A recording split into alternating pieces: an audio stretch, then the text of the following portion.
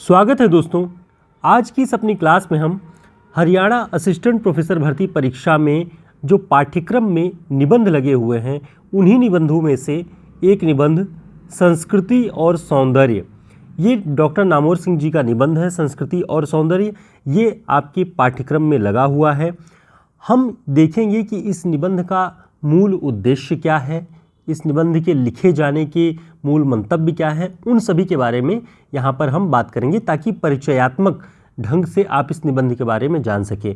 क्योंकि सामान्य रूप से ये आपको ये निबंध जल्दी उपलब्ध नहीं होता, क्योंकि ये जिस पुस्तक में है वो कॉपीराइट के इशू भी होते हैं और नई पुस्तक भी, तो जल्दी आपको ये निबंध नेट पे या कहीं भी गूगल वगैरह पे जल्दी नहीं मिलता है। तो जो कठिनाइयाँ हैं उसको ध्यान में रखते हुए हमने इस निबंध के बारे में महत्वपूर्ण बातें यहाँ पे नोट की हुई है। तो देखते हैं इस निबंध का उद्देश्य क्या है और इस निबंध में कौन कौन सी बातें हैं। नामोर सिंह का निबंध संस्कृति और सौंदर्य उनकी पुस्तक दूसरी परंपरा की खोज में संग्रहित है। तो सबसे महत्वपूर्ण बात यही है, अगर आप परीक्षाओं की तैयारी कर रहे हैं तो ध्यान रखेंगे संस्कृति और सौंदर्य नाम का जो निबंध है डॉक्टर नामोर सिंह का, वो उनकी पुस्तक दूसरी परंपरा की खोज में संग्रहित है। दूसरी परंपरा की खोज पुस्तक का प्रकाशन वर्ष 1982 है। यह पुस्तक आचार्य हजारी प्रसाद द्विवेदी के विचारों और लेखकीय दृष्टि का उचित मूल्यांकन प्रस्तुत करती है। यानी दूसरी परंपरा की खोज में पूरी तरह से नामोर सिंह जी ने हजारी प्रसाद द्विवेदी जी का जो जीवन के उतार चढ़ाव रहे हैं, शांति निकेतन से बनारस तक के बीच में अध्यापन के दौरान उनके जीवन में कौन कौन सी कठिनाइयाँ उनकी लेखकीय दृष्टि, उनके विचारों के कारण हुई हैं, उन सभी का सम्यक विश्लेषण एक आलोचनात्मक ढंग से इस किताब में उन्होंने किया हुआ है। तो केंद्र में कौन है? हजारी प्रसाद द्विवेदी जी। तो आप इससे अनुमान लगा सकते हैं कि संस्कृति और सौंदर्य जब इसी पुस्तक में है तो इस निबंध के चर्चा का विषय कौन हो सकता है? तो इस निबंध के चर्चा का विषय आचार्य हजारी प्रसाद द्विवेदी जी ही हैं। ये आपको ध्यान रखना है, क्योंकि परीक्षाओं में सामान्य से सामान्य रूप से अगर यही पूछा जाए कि किस पुस्तक में संकलित है तो दूसरी परंपरा की खोज। दूसरी परंपरा की खोज पुस्तक में जो ये निबंध है वो किसे केंद्र में रख के लिखा गया है? हजारी प्रसाद द्विवेदी जी को। अब आगे एक और बहुत महत्वपूर्ण बात है इस निबंध के बारे में, वो हम आपको बताते हैं कि संस्कृति और सौंदर्य निबंध के केंद्र में आचार्य हजारी प्रसाद द्विवेदी का प्रसिद्ध निबंध अशोक के फूल है। देखिए, ये जो महत्वपूर्ण बात है ये और विशेष रूप से आपको ध्यान रखना होगा कि अब तक आपने देखा कि हजारी प्रसाद द्विवेदी जी केंद्र में थे और हजारी प्रसाद द्विवेदी जी का एक विशेष निबंध है जो केंद्र में आता है, वो है अशोक के फूल। अशोक के फूल निबंध को केंद्र में रखने का क्या औचित्य है, क्यों उन्होंने रखा हुआ है इस निबंध के केंद्र में संस्कृति और सौंदर्य में, वो बात हम देखते हैं।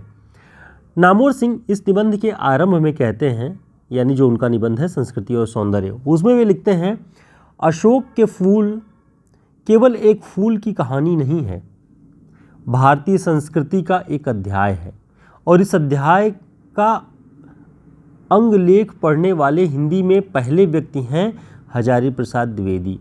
तो इसे ध्यान रखिएगा कि ये अशोक का फूल जो है केवल फूल की कहानी नहीं है। सामान्य रूप से नाम सुनते ही हमें लगे कि अशोक के फूल के बारे में, उसकी कहानी के बारे में लिखा गया है, ऐसा कुछ नहीं है, बल्कि भारतीय संस्कृति का एक विशिष्ट अध्याय है।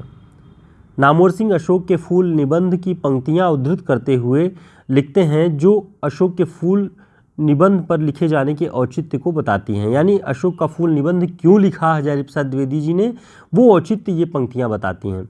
हजारी प्रसाद द्विवेदी जी ने लिखा उस निबंध में कि एक एक फूल, एक एक पशु, एक एक पक्षी न जाने कितनी स्मृतियों का भार लेकर हमारे सामने उपस्थित हैं। अशोक की भी अपनी स्मृति परंपरा है, आम की भी, बकुल या बबूल की भी, चंपे की भी, सब क्या हमें मालूम है? ये सारे पक्षी, बहुत सारे आप हड़प्पा संस्कृति के बारे में पढ़ते होंगे या मोहनजोदड़ो के बारे में, तो वहाँ पर कोई अनाज का एक टुकड़ा भी मिला तो उससे संस्कृति के अंश को तलाशने की बात होती है। सिक्कों पर जिस पशु की तस्वीर मिलती है उससे ये माना जाता है कि वो उस दौर का एक विशिष्ट पशु रहा होगा, पूजनीय रहा होगा। तो इस तरह से कई सारे अनुमान लगाए जाते हैं कि एक एक पशु, एक एक फूल, एक एक चीज़ें जो उस दौर की रही होंगी वो कुछ न कुछ अपनी स्मृतियाँ लिए रहती हैं, परंपराओं से जुड़ी होती हैं। ऐसे ही अशोक के फूल की भी अपनी एक परंपरा रही है, एक इतिहास रहा है, एक स्मृति परंपरा रही है। उसी की बात नामवर सिंह कहते हैं कि हजारी प्रसाद द्विवेदी जी ने अपने अशोक के फूल निबंध में वो सब दिखाया हुआ है। ठीक है, आगे देखते हैं। नामवर सिंह जी ने लिखा है कि अभिजात्य वर्ग कालिदास को सदैव ही अपनी रुचियों और संस्कारों का पुरोधा कवि मानता आया है। यानी कालिदास को हमेशा से ये माना गया कि ये एलीट वर्ग के कवि हैं। लोक का कवि कैसे समझा जाए? जब उसमें लोक के दृश्य दिखाई दें, लोक की सामान्य दशाएं दिखाई दें, तब ये कहा जा सकता है कि कोई कवि, कोई रचनाकार लोक का रचनाकार है। अन्यथा वो बिहारी की तरह किसी एक एलीट या दरबारी काव्य के रूप में ही वो स्थान पाता है। तो हजारी प्रसाद द्विवेदी जी ने अपने अशोक के फूल निबंध में यह भी दिखाया है कि कालिदास आर्य संस्कृति का हिस्सा नहीं थे। तमाम आर्येतर संस्कृतियों को भी उन्होंने अपने काव्य में स्थान दिया, बल्कि मूलतः उन्होंने ये कहा कि आर्येतर संस्कृतियों से उन्होंने, कालिदास ने जो कुछ देखा, सीखा, जाना, अनुभव किया, वही उनके काव्य में आया है और उसके वे ऋणी हैं। ठीक है, तो ये नामवर सिंह जी ने इस विषय में लिखा है कि कालिदास के प्रेमी पंडितों को पहली बार इस रहस्योद्घाटन से अवश्य ही धक्का लगा होगा। कौन सा रहस्योद्घाटन? जो हजारी प्रसाद द्विवेदी जी ने अशोक के फूल निबंध में किया हुआ है, कि धक्का लगा होगा कि जिस कवि को वे अब तक अपनी आर्य संस्कृति का महान गायक समझते आ रहे थे, वह गंधर्व, यक्ष, किन्नर आदि आर्येतर जातियों के विश्वासों और सौंदर्य कल्पनाओं का सबसे अधिक ऋणी है। वो एलिट क्लास की किसी संवेदना का, किसी अनुभव का ऋणी नहीं है, बल्कि वो गंधर्व, यक्ष, किन्नर आदि आर्यों से इतर समझे जाने वाली, नीची समझे जाने वाली जातियों के विश्वासों और उनकी सौंदर्य कल्पनाओं का सबसे अधिक ऋणी है। ये बात बहुत महत्वपूर्ण है पूरे निबंध यानी अशोक के फूल निबंध और संस्कृति और सौंदर्य निबंध को समझने के लिए।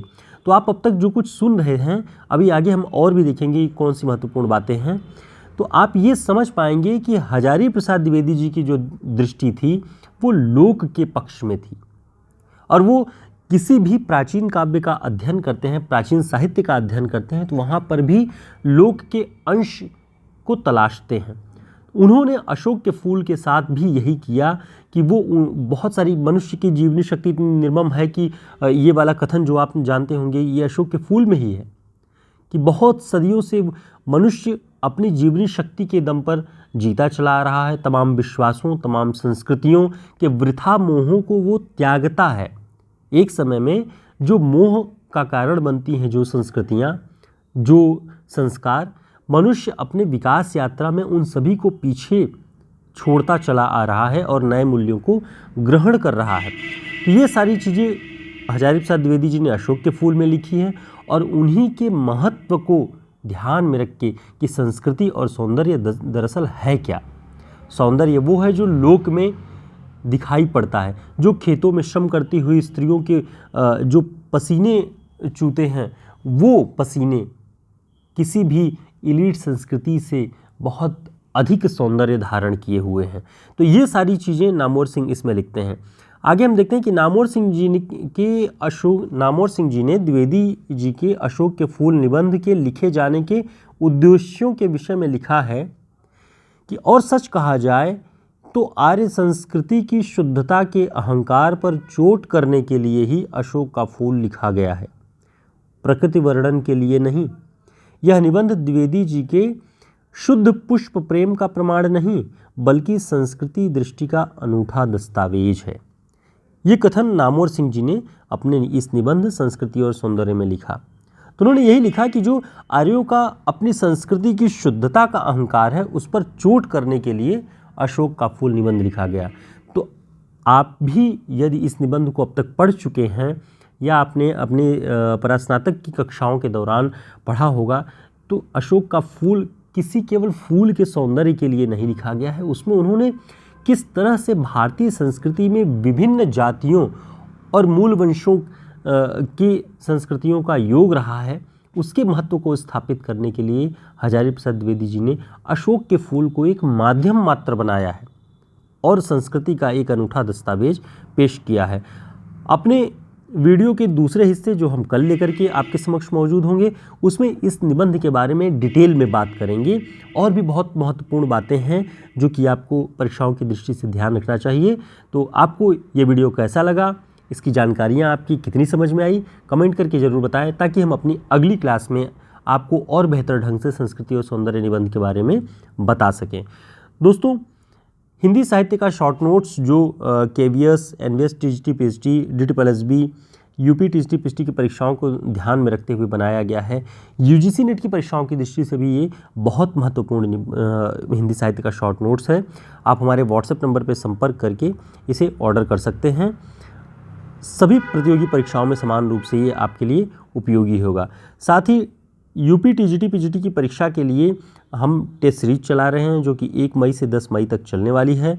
आप इसमें रजिस्ट्रेशन करा करके जुड़ सकते हैं ताकि 1 मई से ये आपको प्रतिदिन 100 प्रश्नों का सेट मिलता रहे और इस तरह 1000 प्रश्नों का रिवीजन आपको परीक्षाओं के दौरान हो जाएगा। आप यहाँ से अपना मूल्यांकन कर सकेंगे कि आपकी तैयारी किस दिशा में है और बचे हुए समय में आप उन कमियों पर काम कर सकेंगे, उन्हें अच्छे से अध्ययन कर सकेंगे।